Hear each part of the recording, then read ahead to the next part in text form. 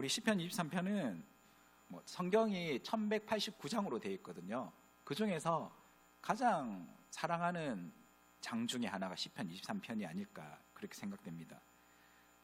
우리나라 성도님들도 시편 23편 가장 좋아하죠. 전 세계 이렇게 어느 장을 가장 좋아합니까? 조사를 해보니 시편 23편 그렇게 대답을 했다고 합니다. 우리나라 성도님들도 마찬가지죠. 시편 23편으로 만들어진 노래도 많고 다양합니다. 예전에는 다양한 사투리도 시편 23편 많이 이렇게 또 번역될 정도로 친숙한 그런 애송시이죠. 시편 23편은 누가 지었는지 잘 아시죠? 다윗이죠. 다윗의 시입니다. 여호와를 목자로 비유하는 이 시에서 우리는 다윗의 목동 시절을 떠올립니다. 다윗이 목동으로 있을 때 이 시를 지었을 거다 그렇게 생각을 하지만 사실 그렇지 않습니다. 대부분의 학자들은 이 시편 23편을 다윗이 인생의 후반부에 기록됐을 것이라고 그렇게 추측합니다. 그 이유는 무엇입니까? 오늘 말씀을 쭉 읽어보면 사망의 음침한 골짜기, 내 원수의 목전, 여호와의 집에 영원히 살 것에 대한 그런 염원, 그런 내용이 있지 않습니까? 그걸 통해서 짐작할 수 있기 때문입니다. 어쩌면 다윗이 인생에서 가장 막다른 골목, 인생의 어두운 그런 순간에 이 시편 23편을 지었을 것이다 여겨질지도 모르겠습니다. 이 시편 23편이 단순히 목자와 그리고 양의 그 아름다운 그런 이미지로만, 그런 평화로운 풍경만을 노래하고 있다면 지금처럼 수많은 사람들에게 공감을 얻지는 못했을 것입니다. 다윗은 시편 절반을 다윗이 썼지 않습니까? 그리고 신혼 미상도 다윗이 쓴 시편이 굉장히 많을 것이다 생각하는데, 시편에서 하나님에 대한 그런 고백이 정말 많이 있습니다. 다양한 고백들을 담고 있죠. 주로 전투적인 고백이 많습니다. 전투적인 용어, 하나님을 빗대어서 여호와는, 시편 23편에 나의 목자지만 어떤 것이 있습니까? 전투적인 용어로 뭐가 있을까요? 여호와는 나의 요새, 그렇죠, 요새이시다. 여호와는 나의 방패이시다. 그런 여호와는 나의 바위, 피난처, 구원의 뿔, 그런 식으로 많이 표현했습니다. 하지만 시편 23편에서는 스스로를 연약한 양이고 그리고 하나님을 목자에 비유합니다. 이 전투적인 용어들에 비하면은 훨씬 인격적이고 자애롭고 친밀감이 드는 것이죠. 우리 1절 말씀 함께 읽어보겠습니다. 여호와는 나의 목자시니 내게 부족함이 없으리로다. 여기는 1절은 선포하는 것입니다. 여호와는 나의 목자시니 내게 부족함이 없으리로다. 선언하고 선포하는 그런 1절이라고 할 수가 있죠. 부족함이 없다라는 것은 이 부족함을 간신히 채워주는 정도가 아니라 지금뿐만 아니라 앞으로도 계속 부족함이라는 결코 절대로 완전히 없다는 그런 선언과도 같은 그런 고백인 것이죠. 믿음의 고백, 선포입니다. 목자로서의 하나님은 어떤 분이시기에 그분을 따르는 자기 자신을 양에 비유한 다윗의 부족함을 완전히 없앨 수 있을까? 그거에 대해서 2절부터 계속 풀어나가는 것이죠. 우리 2절 말씀 함께 읽어보겠습니다. 그가 나를 푸른 풀밭에 누이시며 쉴 만한 물가로 인도하시는도다. 아멘. 목자인 하나님은 양을 푸른 풀밭에 누이시며 쉴 만한 물가로 인도하십니다. 오늘 사막, 광야에 대한 말씀을 우리 목사님께서 해주셨는데 그렇습니다. 팔레스타인 지역은 풀이 넉넉한 곳이 아닙니다. 하지만 양이 어디서 풀 뜯어먹을까 고민하겠습니까? 양은 고민하지 않습니다. 그 고민은 누가 해야 됩니까? 목자가 하는 것이죠. 목자만 따라가면 늘 푸른 풀을 먹을 수 있기 때문입니다. 선한 목자는 양떼들이 풀을 뜯을 때 쉬고 놀지 않습니다. 왜냐하면 선한 목자는 오늘 양떼들이 목초지를 확보해 놓는 것뿐만 아니라 이제 내일 그리고 그 다음 동선을 확인하면서 어디에 가야 될지, 어디로 가면 좋은 먹일 좋은 꼴이 있는지 목초지를 미리 탐방하고 찾아놓습니다. 계획을 다 세워놓는 것이죠. 산지에 올라 내일 양떼들이 인도하여 풀을 뜯게 할 장소를 찾습니다. 그리고 선한 목자는 양떼를 풀만 뜯게 하는 것이 아니라 물을 또 마시게 해야 되는 것이죠. 쉴 만한 물가로 인도합니다. 여러분들, 양은 약점이 정말 많은 동물이죠. 양을 실제로 다 보셨지 않습니까? 그렇죠. 저도 양을 실제로 이렇게 잘 볼 경험이 없었는데 예전에 아내랑 휴가 때 평창에 양떼 목장에 갔었습니다. 그때 굉장히 젊었죠. 저도 그때는 지금보다 10kg가 날씬했었는데, 네. 예전 사진이 있는데 사진을 오늘 좀 가져올까 하다가, 네. 그때 이제 양떼 목장에 가서 아내랑 여름에 갔었습니다. 양이 굉장히 뚱뚱하더라고요. 생각보다. 맞죠? 그리고 거기 양을 먹이는 그런 체험이 있어가지고 풀을 주는데 양은 이가 아래 위로 다 있을까요? 없습니다. 양은 이가 밑에만 있었나? 위에만 있어 한쪽만 있습니다. 그래서 이 풀을 넣고 손에 입에 넣어도 깨물질 못합니다. 조금 느낌은 좀 더럽습니다. 예. 먹여봤거든요. 좀 겁이 나더라도 넣으니까 이렇게 풀만 딱 먹고 침이 손에 좀 발라졌지만 뭐 괜찮습니다. 이가 없어서 물도 뜯지도 못합니다. 그리고 뚱뚱해서 잘 뛰지도 못합니다. 다리도 짧죠. 뿔은 어떻습니까? 뿔은 돌돌돌 말아야죠. 지네들끼리 치고 박을 때만 쓰는 거지 뭐 누구랑 싸울 때 쓰는 게 아닙니다. 정말 약점이 많은 동물이 이 양입니다. 또 잘 아시는 대로 양은 시각이 굉장히 나쁩니다. 잘 알아듣지, 잘 보질 못합니다. 하지만 반면에 뭐가 발달되어 있을까요? 귀죠, 귀. 그래서 양들은 목자의 음성을 따라가는 것이죠. 예수님도 그렇게 말씀하셨지 않습니까? 양은 목자의 음성을 따른다. 너희들은 내 양이니 나의 음성을 듣고, 반면에 그런 이제 예수님을 거부하는 사람들은 너희는 내 목자가 아니 내 음성을 듣지 못한다. 그런 말씀을 하셨었습니다. 양은 또 털이 굉장히 많기 때문에 물을 무서워한다고 합니다. 특히 흘러가는 물, 흐르는 물가에 잘 다가서지 못합니다. 양의 털은 물을 흡수하면 금방 무거워져서 물에 빨려 들어가기 쉽기 때문에 양은 흐르는 물을 무서워합니다. 목자는 이런 양의 두려움을 잘 알죠. 양의 두려움을 잘 아는 것이 바로 목자입니다. 그래서 흐르는 물을 마시지 못하는 양에게 화를 내거나 억지로 목을 끄적여 당겨서 물 마시라고 내물가에 머리를 쳐박지 않습니다. 그래서 목자는 양이 풀을 먹고 누워있을 때 흐르는 시냇가에 잔잔한 시냇가로 돌과 흙으로 물의 흐름을 일시적으로 막아놓는 그런 경우도 있다고 합니다. 푸른 풀밭과 쉴만한 물가에서 목자의 모습은 어떤 이미지입니까? 양을 위해 미리 모든 것을 예비하시는 목자이십니다. 양의 약점을 잘 이해하고 인도하시는 목자인 것이죠. 우리를 사랑하시는 하나님의 모습이 바로 그렇습니다. 우리의 모든 것을, 우리의 연약함을 잘 아십니다. 우리의 내일의 삶을 미리 아시고 인도하시는 하나님이십니다. 선한 목자이시기 때문에 우리는 하나님께 맡겨드리고 하나님을 따라가면 되는 것이죠. 우리는 염려와 걱정에 시달리기 쉽고 나도 어찌할 수 없는 연약함 때문에 속상할 때가 많습니다. 그러나 우리 목자 되신 하나님은 나의 필요에 민감하시며 모든 것을 미리 예비하시는 하나님이십니다. 나보다 나의 부족함과 약점을 잘 이해하시며 세심하게 우리의 삶을 인도하시는 하나님이십니다. 그리고 이 양은 잘 눕지를 못합니다. 예전에도 양들을 보니까 대부분 서 있었습니다. 양은 딱 잘 때만, 그때만 딱 누울 수 있습니다. 왜냐하면 누워 있다가 다시 일어나는 것도 좀 버겁고 힘들기 때문입니다. 모든 조건이 또 완벽해야 양은 눕는다고 합니다. 일단 배가 불러야 하고 물을 넉넉히 마셔야 되고 다른 짐승이나 외부의 침략이 없을 때, 안도할 수 있을 때, 그럴 때 눕는다고 합니다.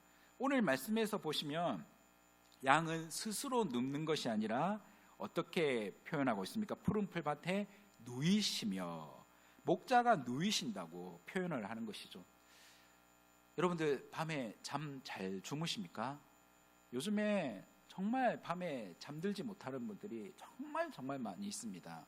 몸은 피곤한데 정말 깊은 잠을 자고 싶은데 밤에 잠들지 못하는 분이 너무나도 많이 있죠. 옛날에 비해서 우리가 환경이 나빠져서 그렇습니까? 그렇지 않습니다. 우리의 마음이 너무나도 힘들고 괴롭기 때문이죠. 하우스는 살 수 있어도 홈은 살 수 없다라는 말이 있습니다. 집에 와서 침대에 누워 잠을 청해도 편안한 잠을 이루지 못하는 사람들이 정말 많이 있죠. 오늘 일에 대한 후회들, 그리고 내일에 대한 염려, 근심, 걱정, 불안, 머리가 복잡합니다. 그 생각을 떨쳐버리고 하는데도 그런 생각들이 꼬리에 꼬리를 물고 계속 우리의 머릿속에, 우리의 마음속에 남아서 잠을 이루지 못합니다. 눈 감고 시간 지났나 보고 또 눈이 떠지고 잠이 못 드는 분이 정말로 많이 있는 것이죠. 여러 가지 스트레스로, 불안과 염려로 잠들지 못하는 현대인들의 모습을 요즘에 많이 보게 됩니다. 그럴 때 어떻게 해야 되겠습니까? 우리 시편 23편을 좀 생각했으면 좋겠습니다.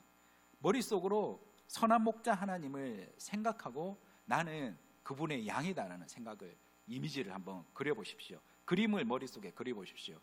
양 몸에 자신의 얼굴을 한번 탁 입력해 놓고 우리 하나님을 선한 목자라 생각하고 우리 하나님께서 우리를 인도하시고 누이시고 또한 보듬어 준다는 그런 이미지를 그려보며 잠을 청해 보십시오. 하나님은 우리의 부족과 염려를 아십니다. 하나님이 우리를 위해 내일의 꼴을 예비해 두셨으며 쉴 만한 물가로 인도하십니다. 우리를 평안히 눕게 하고 쉬게 하시는 목자의 따뜻한 손길을 우리가 경험하시면서 밤에 단잠 주무시는 여러분들 되시기를 주님 이름으로 축복합니다. 우리 3절을 읽어보겠습니다. 내 영혼을 소생시키시고 자기 이름을 위하여 의의 길로 인도하시는도다. 3절 말씀처럼 하나님께서는 미리 예비하시는 은혜는 염려와 불안으로 약해진 우리의 몸과 영, 전인을 소생케 하십니다. 소생케 하시는 하나님, 우리를 회복해 주시는 하나님, 또 그분의 이름, 여호와라는 이름, 약속의 이름으로 우리를 인도하시는 하나님이십니다. 하나님은 자신의 이름을 걸고 우리를 인도하시고 사랑으로 역사하시는 그분이기 때문에 우리 주님의 이름을 붙들고 선한 목자이신 예수님을 함께 동행하시면서 부족함과 약점 때문에 공경한 처한 자들일지라도 친히 보호하시고 인도하신다는 것을 기억하셨으면 좋겠습니다. 우리 4절에는 이제 조금 반전이 일어나죠. 장소도 반전이 됩니다. 우리 4절 말씀 함께 읽어보겠습니다. 내가 사망의 음침한 골짜기로 다닐지라도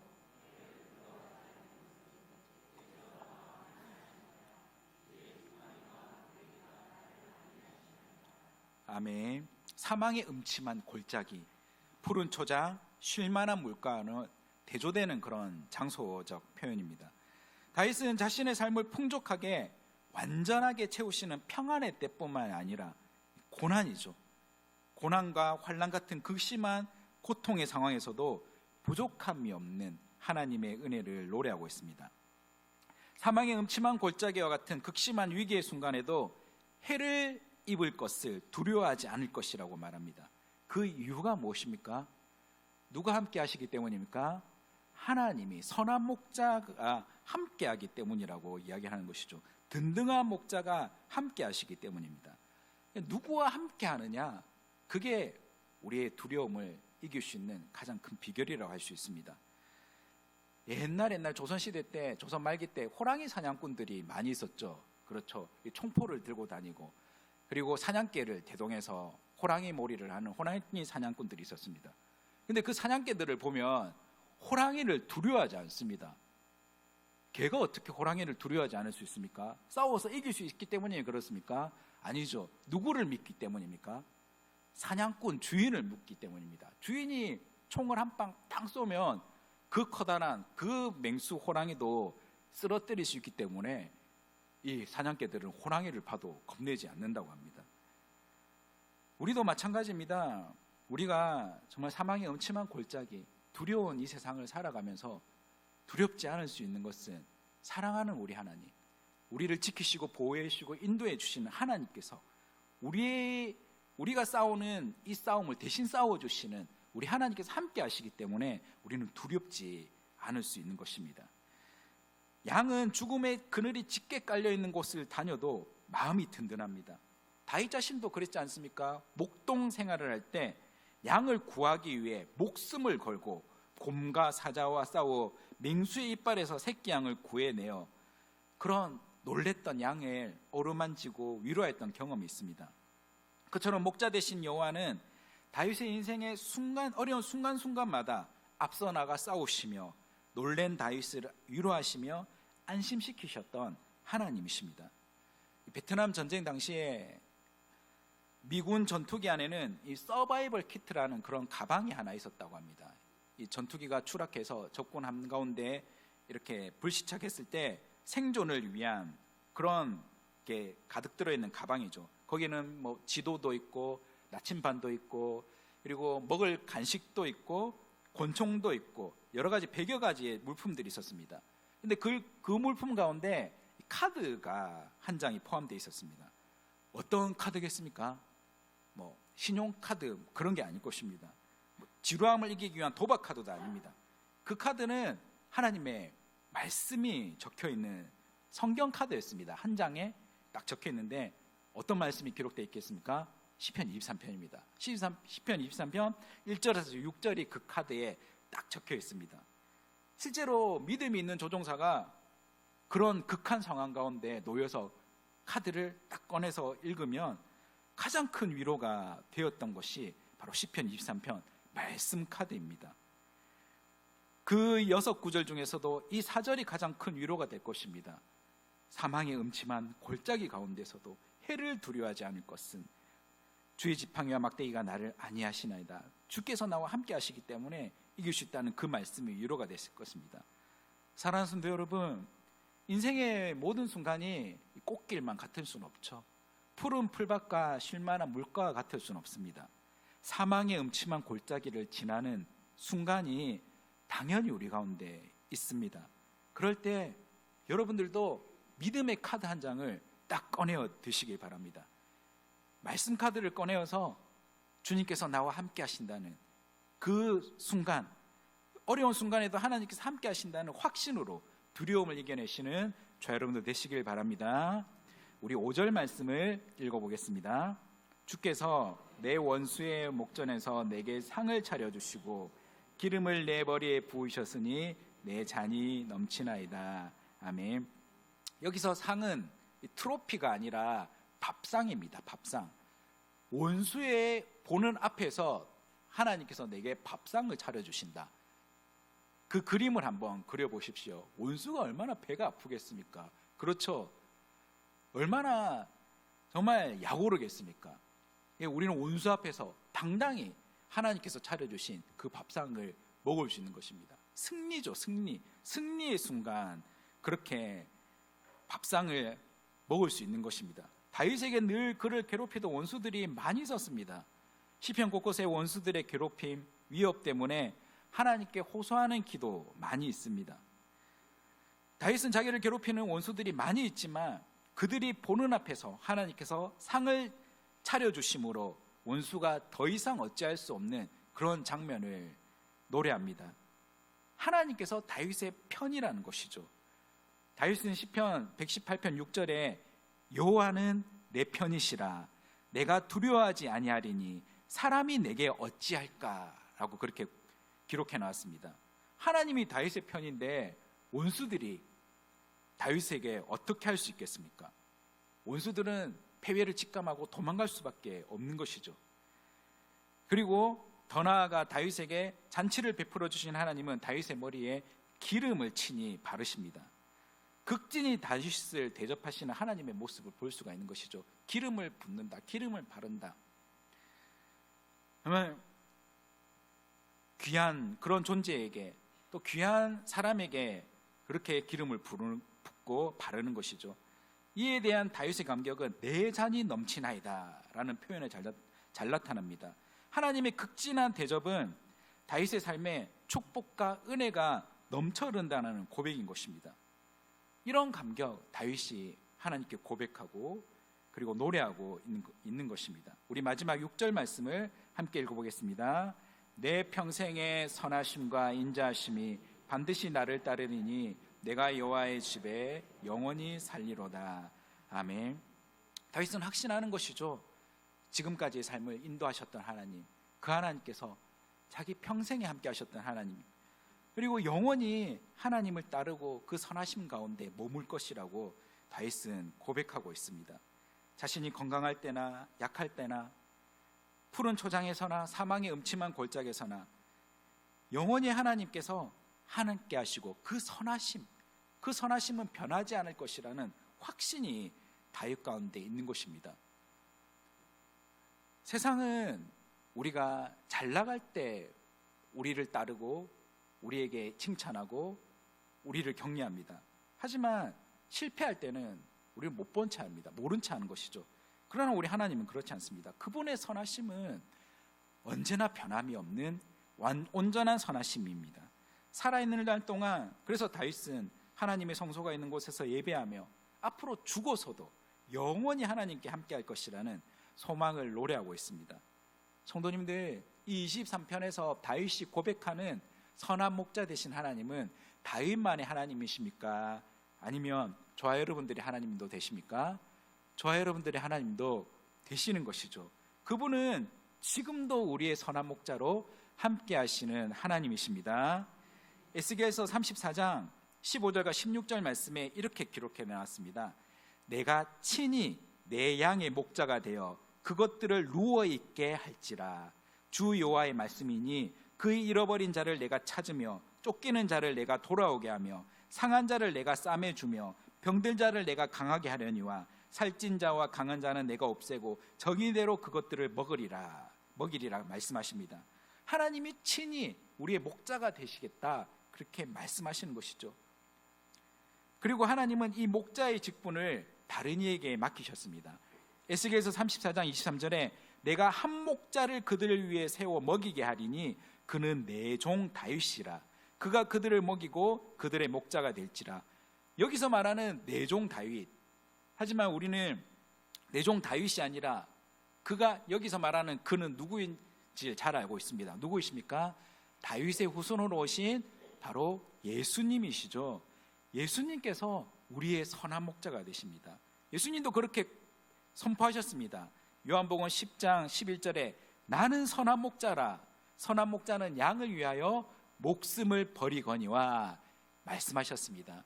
선한 목자 되신 예수님께서 저와 여러분들을 위해서 목숨을 버리셨습니다.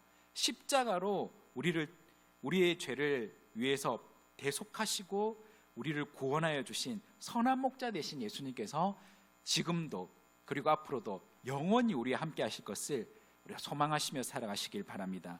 사랑하는 성도 여러분, 지금 이 순간에도 사랑스러운 우리 예수님은 그 음성으로 여러분들을 주님께로 가까이 이끄십니다. 양의 역할은 목자를 따르는 것밖에 없습니다. 음성에 반응하는 것입니다.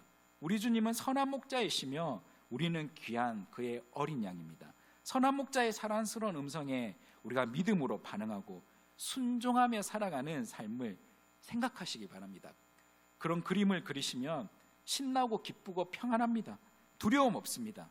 예수님을 목자로 삼고 그 음성에 믿음으로 반응하며 날마다 우리가 신선한 꼴을 얻고 생수를 얻는 저와 여러분들의 삶 되시기를 주님의 이름으로 축복합니다.